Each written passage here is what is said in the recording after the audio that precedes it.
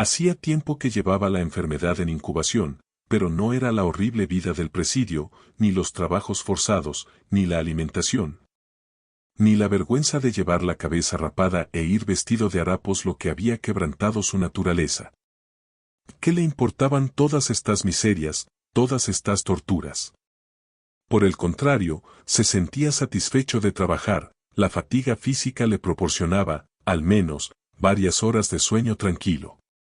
¿Y qué podía importarle la comida, aquella sopa de coles donde nadaban las cucarachas? Cosas peores había conocido en sus tiempos de estudiante. Llevaba ropas de abrigo adaptadas a su género de vida. En cuanto a los grilletes, ni siquiera notaba su peso.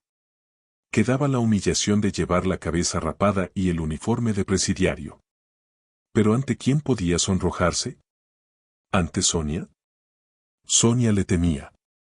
Además, ¿qué vergüenza podía sentir ante ella? Sin embargo, enrojecía al verla y, para vengarse, la trataba grosera y despectivamente. Pero su vergüenza no la provocaban los grilletes ni la cabeza rapada. Le habían herido cruelmente en su orgullo, y era el dolor de esta herida lo que le atormentaba. Qué feliz habría sido si hubiese podido hacerse a sí mismo alguna acusación. Qué fácil le habría sido entonces soportar incluso el deshonor y la vergüenza. Pero, por más que quería mostrarse severo consigo mismo, su endurecida conciencia no hallaba ninguna falta grave en su pasado. Lo único que se reprochaba era haber fracasado, cosa que podía ocurrir a todo el mundo. Se sentía humillado al decirse que él, Raskolnikov, estaba perdido para siempre por una ciega disposición del destino y que tenía que resignarse. Que someterse al absurdo de este juicio sin apelación si quería recobrar un poco de calma. Una inquietud sin finalidad en el presente y un sacrificio continuo y estéril en el porvenir, he aquí todo lo que le quedaba sobre la tierra. Vano consuelo para el poder decirse que, transcurridos 8 años, solo tendría 32 y podría empezar una nueva vida. ¿Para qué vivir? ¿Qué provecho tenía? ¿Hacia dónde dirigir sus esfuerzos? Bien que se viviera por una idea, por una esperanza, incluso por un capricho, pero vivir simplemente no le había satisfecho jamás, siempre había querido algo más. Tal vez la violencia de sus deseos le había hecho creer tiempo atrás que era uno de esos hombres que tienen más derechos que el tipo común de los mortales. Si al menos el destino le hubiera procurado el arrepentimiento punzante que destroza el corazón y quita el sueño. El arrepentimiento que llena el alma de terror hasta el punto de hacer desear la cuerda de la horca o las aguas profundas. ¿Con qué satisfacción lo habría recibido? Sufrir y llorar es también vivir. Pero él no estaba en modo alguno arrepentido de su crimen. Y si al menos hubiera podido reprocharse su necedad, como había hecho tiempo atrás, por las torpezas y los desatinos que le habían llevado a la prisión. Pero cuando reflexionaba ahora, en los ratos de ocio del cautiverio, sobre su conducta pasada, estaba muy lejos de considerarla tan desatinada y torpe como le había parecido en aquella época trágica de su vida. ¿Qué tenía mi idea?, se preguntaba, para ser más estúpida que las demás ideas y teorías que circulan y luchan por imponerse sobre la tierra desde que el mundo es mundo. Basta mirar las cosas con amplitud e independencia de criterio, desprenderse de los prejuicios para que mi plan no parezca tan extraño. Oh, pensadores de 4/4. ¿Por qué os detenéis a medio camino? ¿Por qué mi acto os ha parecido monstruoso? ¿Por qué es un crimen? ¿Qué quiere decir la palabra crimen? Tengo la conciencia tranquila. Sin duda, he cometido un acto ilícito, he violado las leyes y he derramado sangre. Pues cortadme la cabeza, y asunto concluido. Pero en este caso, no pocos bienhechores de la humanidad que se adueñaron del poder en vez de heredarlo desde el principio de su carrera debieron ser entregados al suplicio. Lo que ocurre es que estos hombres consiguieron llevar a cabo sus proyectos, llegaron hasta el fin de su camino y su éxito justificó sus actos. En cambio, yo no supe llevar a buen término mi plan, y, en verdad, esto demuestra que no tenía derecho a intentar ponerlo en práctica. Este era el único error que reconocía, el de haber sido débil y haberse entregado. Otra idea le mortificaba. ¿Por qué no se había suicidado? ¿Por qué habría vacilado cuando miraba las aguas del río y, en vez de arrojarse, prefirió ir a presentarse a la policía? ¿Tan fuerte y tan difícil de vencer era el amor a la vida? Pues Svidrigailov lo había vencido, a pesar de que temía a la muerte. Reflexionaba amargamente sobre esta cuestión y no podía comprender que en el momento en que, inclinado sobre el Neva, pensaba en el suicidio, acaso presentía ya su tremendo error, la falsedad de sus convicciones. No comprendía que este presentimiento podía contener el germen de una nueva concepción de la vida y que le anunciaba su resurrección. En vez de esto, se decía que había obedecido a la fuerza oscura del instinto, cobardía, debilidad. Observando a sus compañeros de presidio, se asombraba de ver cómo amaban la vida, cuán preciosa les parecía. Incluso creyó ver que este sentimiento era más profundo en los presos que en los hombres que gozaban de la libertad. Qué espantosos sufrimientos habían soportado algunos de aquellos reclusos, los vagabundos, por ejemplo. Era posible que un rayo de sol, un bosque umbroso, un fresco riachuelo que corre por el fondo de un valle solitario y desconocido, tuviesen tanto valor para ellos, que soñaran todavía, como se sueña en una amante, en una fuente cristalina vista tal vez 3 años atrás. La veían en sus sueños, con su cerco de verde hierba y con el pájaro que cantaba en una rama próxima. Cuanto más observaba a aquellos hombres, más cosas inexplicables descubría.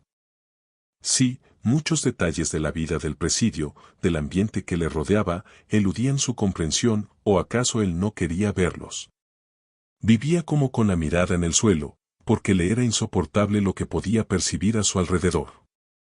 Pero, andando el tiempo, le sorprendieron ciertos hechos cuya existencia jamás había sospechado, y acabó por observarlos atentamente. Lo que más le llamó la atención fue el abismo espantoso, infranqueable, que se abría entre él y aquellos hombres. Era como si él perteneciese a una raza y ellos a otra. Unos y otros se miraban con hostil desconfianza. Él conocía y comprendía las causas generales de este fenómeno, pero jamás había podido imaginarse que tuviesen tanta fuerza y profundidad. En el penal había políticos polacos condenados al exilio en Siberia. Estos consideraban a los criminales comunes como unos ignorantes, unos brutos, y los despreciaban. Raskolnikov no compartía este punto de vista. Veía claramente que, en muchos aspectos, aquellos brutos eran más inteligentes que los polacos. También había rusos, un oficial y varios seminaristas, que miraban con desdén a la plebe del penal, y Raskolnikov los consideraba igualmente equivocados. A él nadie le quería, todos se apartaban de su lado. Acabaron por odiarle. ¿Por qué? Lo ignoraba. Le despreciaban y se burlaban de él. Igualmente se mofaban de su crimen condenados que habían cometido otros crímenes más graves.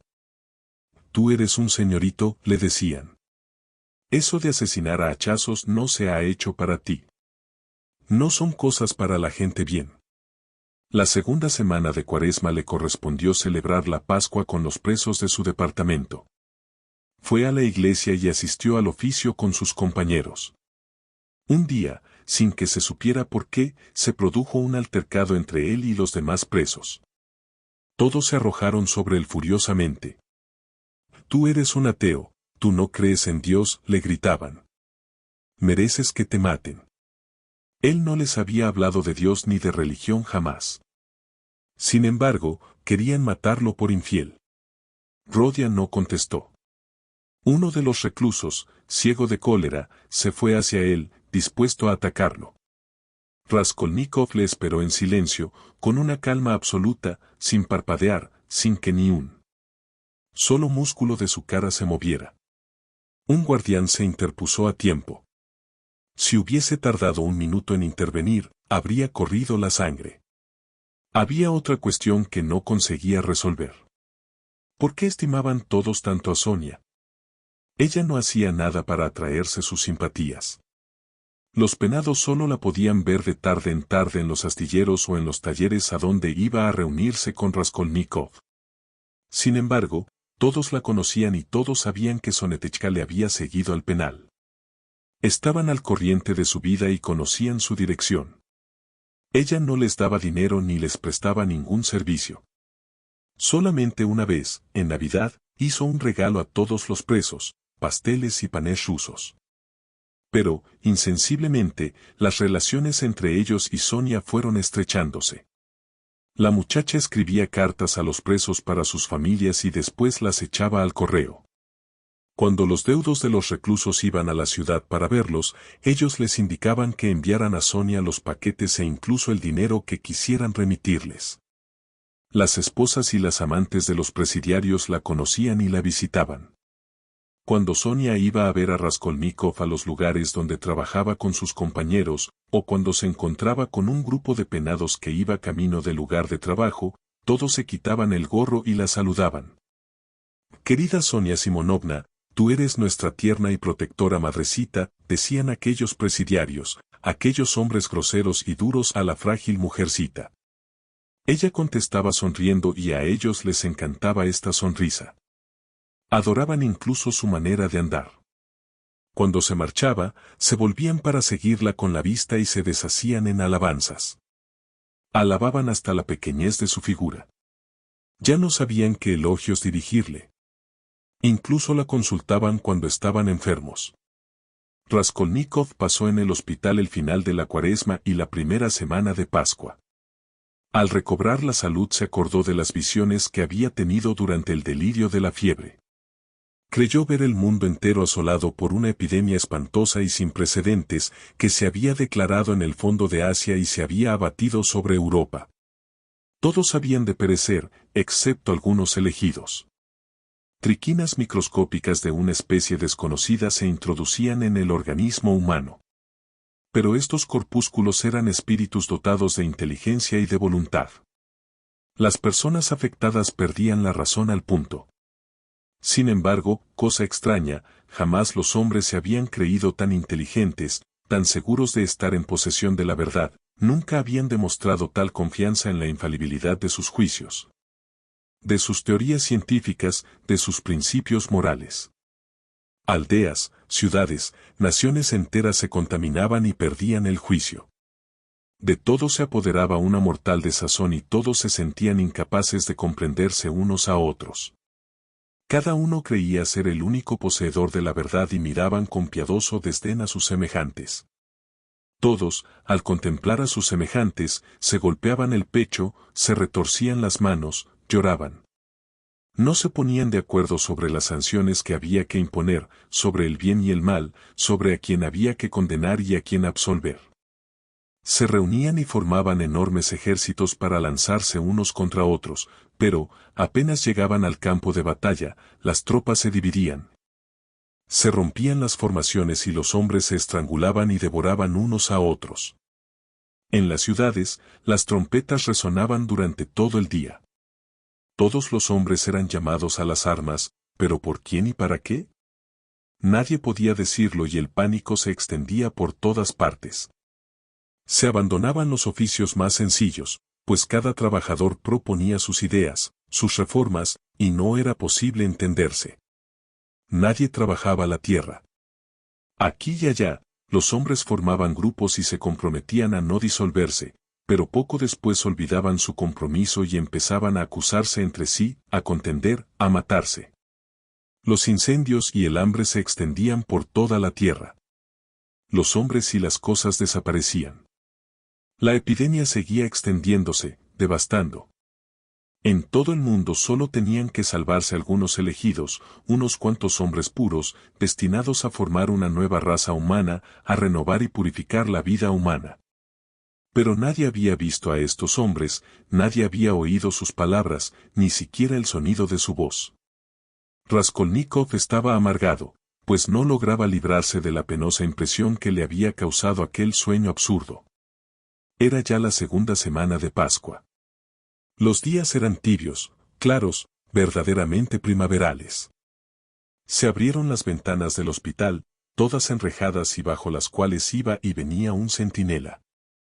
Durante toda la enfermedad de Rodia, Sonia solo le había podido ver 2 veces, pues se necesitaba para ello una autorización sumamente difícil de obtener. Pero había ido muchos días, sobre todo al atardecer, al patio del hospital para verlo desde lejos, un momento y a través de las rejas. Una tarde, cuando ya estaba casi curado, Raskolnikov se durmió. Al despertar se acercó distraídamente a la ventana y vio a Sonia de pie junto al portal. Parecía esperar algo. Raskolnikov se estremeció, había sentido una dolorosa punzada en el corazón. Se apartó a toda prisa de la ventana. Al día siguiente Sonia no apareció, al otro, tampoco.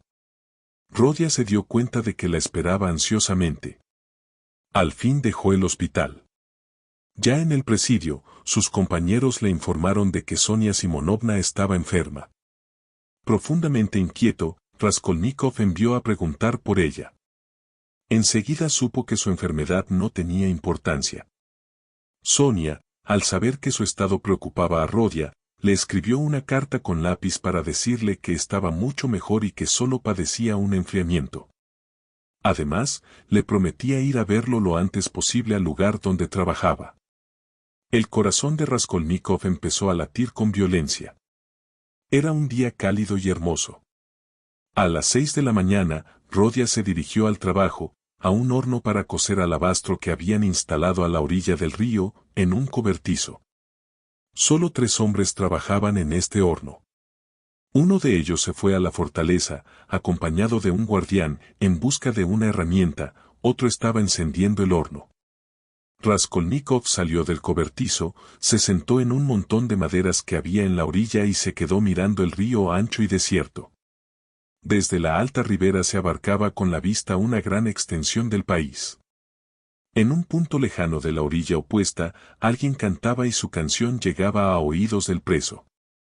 Allí, en la estepa infinita inundada de sol, se alzaban aquí y allá, como puntos negros apenas perceptibles, las tiendas de campaña de los nómadas. Allí reinaba la libertad, allí vivían hombres que no se parecían en nada a los del presidio. Se tenía la impresión de que el tiempo se había detenido en la época de Abraham y sus rebaños. Raskolnikov contemplaba el lejano cuadro con los ojos fijos y sin hacer el menor movimiento. No pensaba en nada, dejaba correr la imaginación y miraba. Pero, al mismo tiempo, experimentaba una vaga inquietud. De pronto vio a Sonia a su lado. Se había acercado en silencio y se había sentado junto a él. Era todavía temprano y el fresco matinal se dejaba sentir. Sonia llevaba su vieja y raída capa y su chal verde. Su cara, delgada y pálida, conservaba las huellas de su enfermedad. Sonrió al preso con expresión amable y feliz y, como de costumbre, le tendió tímidamente la mano. Siempre hacía este movimiento con timidez. A veces, incluso se abstenía de hacerlo, por temor a que él rechazara su mano, pues le parecía que Rodia la tomaba a la fuerza. En algunas de sus visitas incluso daba muestras de enojo y no abría la boca mientras ella estaba a su lado. Había días en que la joven temblaba ante su amigo y se separaba de él profundamente afligida. Esta vez, por el contrario, sus manos permanecieron largo rato enlazadas. Rodia dirigió a Sonia una rápida mirada y bajó los ojos sin pronunciar palabra. Estaban solos. Nadie podía verlos. El guardián se había alejado. De súbito, sin darse cuenta de lo que hacía y como impulsado por una fuerza misteriosa, Raskolnikov se arrojó a los pies de la joven, se abrazó a sus rodillas y rompió a llorar. En el primer momento, Sonia se asustó. Mortalmente pálida, se puso en pie de un salto y le miró, temblorosa. Pero al punto lo comprendió todo y una felicidad infinita centelleó en sus ojos. Sonia se dio cuenta de que Rodia la amaba, sí, no cabía duda. La amaba con amor infinito. El instante tan largamente esperado había llegado. Querían hablar, pero no pudieron pronunciar una sola palabra. Las lágrimas brillaban en sus ojos. Los dos estaban delgados y pálidos, pero en aquellos rostros ajados brillaba el alba de una nueva vida, la aurora de una resurrección. El amor los resucitaba. El corazón de cada uno de ellos era un manantial de vida inagotable para el otro. Decidieron esperar con paciencia. Tenían que pasar 7 años en Siberia. Qué crueles sufrimientos, y también qué profunda felicidad, llenaría aquellos 7 años. Raskolnikov estaba regenerado.